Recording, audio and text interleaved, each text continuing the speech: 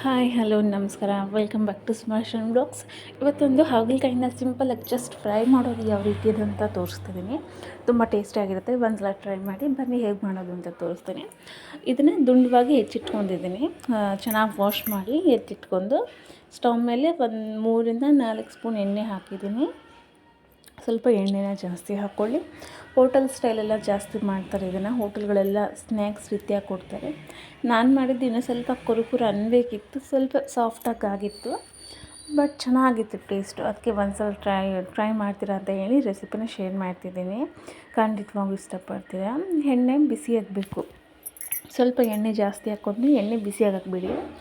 ಬಿಸಿ ಆದ ನಂತರ ಈ ಹಾಗಲಕಾಯಿನ ತೊಳೆದಿಟ್ಕೊಂಡಿರ್ತೀವಲ್ವ, ಚೆನ್ನಾಗಿ ವಾಶ್ ಮಾಡಿ ನಿಮ್ಗೆ ಯಾವ ಶೇಪ್ ಬೇಕೋ ಆ ಶೇಪಲ್ಲಿ ಕಟ್ ಮಾಡಿ ಇಟ್ಕೊಳ್ಳಿ. ನಾನಿಲ್ಲಿ ರೌಂಡ್ ಶೇಪಲ್ಲಿ ಕಟ್ ಮಾಡಿ ಬೀಜನೆಲ್ಲ ತೆಗೆದು ಚೆನ್ನಾಗಿ ಎತ್ತಿಟ್ಕೊಂಡಿದ್ದೀನಿ.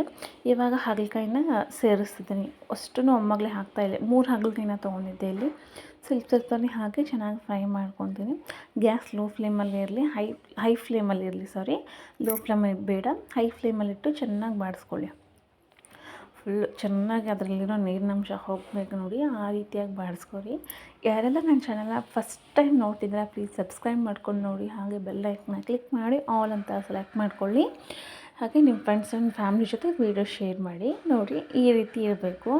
ಈ ರೀತಿ ಇನ್ನೂ ಸ್ವಲ್ಪ ಕುರು ಆಗೋ ರೀತಿ ಇದ್ರೂ ನೀವು ಬಿಡ್ಬೋದು. ನಮ್ಗೆ ಇಷ್ಟು ಸಾಕು ಅಂತ ಹೇಳಿ ಇಷ್ಟಕ್ಕೆ ಬಿಟ್ಟೆ.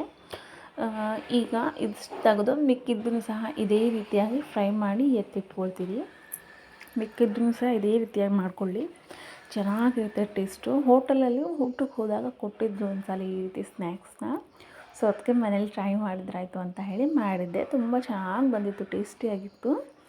ನೋಡಿ, ಈಗ ಹಾಗಲಕಾಯಿ ಇಷ್ಟಪಡದೇ ಇರುತ್ತಲ್ವ, ಸೊ ಅವ್ರಿಗೆ ಈ ರೀತಿಯಾಗಿ ಮಾಡಿಕೊಡಿ. ಮಕ್ಕಳು ಸಹ ಇಷ್ಟಪಟ್ಟು ತಿಂತಾರೆ. ಎಲ್ಲ ಹಾಗಲಕಾಯಿನೂ ಈ ರೀತಿಯಾಗಿ ಮಾಡಿ ತೆಗೆದಿಟ್ಕೊತಿದ್ದೀನಿ.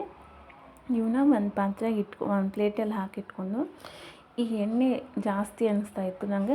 ಸ್ವಲ್ಪ ಎಣ್ಣೆನ ತೆಗಿತಾ ಇದ್ದೀನಿ. ಸ್ವಲ್ಪ ಎಣ್ಣೆನೆಲ್ಲ ಜಾಸ್ತಿ ಆಗಿತ್ತಲ್ವ, ಸೊ ತೆಗೆದು ಇವಾಗ ಅದನ್ನು ಸ್ವಲ್ಪ ತೆಗಿತೀನಿ ಒಂದು ಪಾತ್ರೆಗೆ. 2-3 ಸ್ಪೂನಷ್ಟು ತೆಗಿತೀನಿ ಎಣ್ಣೆನ. ಕಡಿಮೆ ಎಣ್ಣೆ ಇರಲಿ ಅಂತ ಹೇಳಿ. ಮೊದಲೇ ಎಣ್ಣೆಲಿ ಫ್ರೈ ಮಾಡಿರ್ತೀವಲ್ವ, ಸೊ ಎಣ್ಣೆ ಜಾಸ್ತಿ ಆದರೆ ಮತ್ತೆ ಒಂಥರ ಅನ್ನಿಸುತ್ತೆ. ಸೊ ಹಾಗಾಗಿ ಎಣ್ಣೆನ ಮತ್ತೆ ಸ್ವಲ್ಪ ತೆಗೆದು ಸ್ವಲ್ಪನೇ 1 ಟೇಬಲ್ ಸ್ಪೂನ್ ಅಥವಾ 2 ಟೇಬಲ್ ಸ್ಪೂನ್ ಇಷ್ಟಿದ್ರೆ ಸಾಕು. ಸೊ ಈ ಎಣ್ಣೆ ಚೆನ್ನಾಗಿ ಕಾಯಬೇಕು. ಈ ಎಣ್ಣೆ ಕಾದ ನಂತರ ಫ್ರೈ ಮಾಡಿರೋ ಹಾಗಲಕಾಯಿನ ಹಾಕಬೇಕು. ಹಾಕಿ ಆಮೇಲೆ ಒಂದು ಸಲ ಮಿಕ್ಸ್ ಕೊಡೋದಕ್ಕೆ ಇನ್ನೊಂದು ಸಲ ಬಾಣಲಿಗೆ ಹಾಕಿ ಚೆನ್ನಾಗಿ ಉಪ್ಪು ಖಾರನೆಲ್ಲ ಹಾಕ್ಕೋಬೇಕು. ಇವಾಗ ಉಪ್ಪನ್ನ ರುಚಿಗೆ ತಕ್ಕಷ್ಟು ಉಪ್ಪನ್ನ ಹಾಕ್ಕೊಳ್ಳಿ. ಹಾಕೊಂಡ ನಂತರ ಅದಕ್ಕೆ ಒಣ ಖಾರನ ಹಾಕಬೇಡಿ. ಶೇಂಗಾ ಚಟ್ನಿ ಅಥವಾ ಪೀನಟ್ ಚಟ್ನಿ ಅಂತ ಇರುತ್ತಲ್ವ, ಸೊ ಅದನ್ನು ಹಾಕ್ಕೊಳ್ಳಿ. ಇದನ್ನು ಹಾಕೋದ್ರಿಂದ ಟೇಸ್ಟ್ ಚೆನ್ನಾಗಿರುತ್ತೆ. ಇಲ್ಲಾಂದರೆ ನೀವು ಹುರಿದ್ಬಿಟ್ಟು ಪೀನಟ್ ಚಟ್ನಿ ಮಾಡ್ಕೊಂಡು ಹಾಕ್ಕೊಳ್ಳಿ, ಚೆನ್ನಾಗಿರುತ್ತೆ. ಇಷ್ಟೇ, ಮತ್ತೇನು ಬೇಡ ಇದಕ್ಕೆ. ಗರಂ ಮಸಾಲದಲ್ಲಿ ಏನೂ ಬೇಡ. ಜಸ್ಟ್ ಶೇಂಗಾ ಚಟ್ನಿ ಪುಡಿ, ಹಾಗೆ ಸ್ವಲ್ಪ ರುಚಿಗೆ ತಕ್ಕಷ್ಟು ಉಪ್ಪು, ಇಷ್ಟೇ ಇದ್ದರೆ ಸಾಕು. ನೋಡಿದ್ರಲ್ಲ ಎಷ್ಟು ಚೆನ್ನಾಗಿತ್ತು ಅಂತ ಹೇಳಿ. ವಿಡಿಯೋ ಇಷ್ಟ ಆಯಿತು ಅಂದ್ಕೊತೀನಿ. ಕೊನೆಯವರೆಗೂ ನೋಡಿದ್ದಕ್ಕಾಗಿ ತುಂಬ ಥ್ಯಾಂಕ್ಸ್ ಎಲ್ರಿಗೂ. ಇದನ್ನು ರೊಟ್ಟಿ, ಚಪಾತಿ, ರೈಸ್ ಜೊತೆಲ್ಲ ಹಾಗೆ ತಿನ್ನಲಿಕ್ಕೂ ರುಚಿಯಾಗಿರುತ್ತೆ. Thanks for watching videos. Bye all.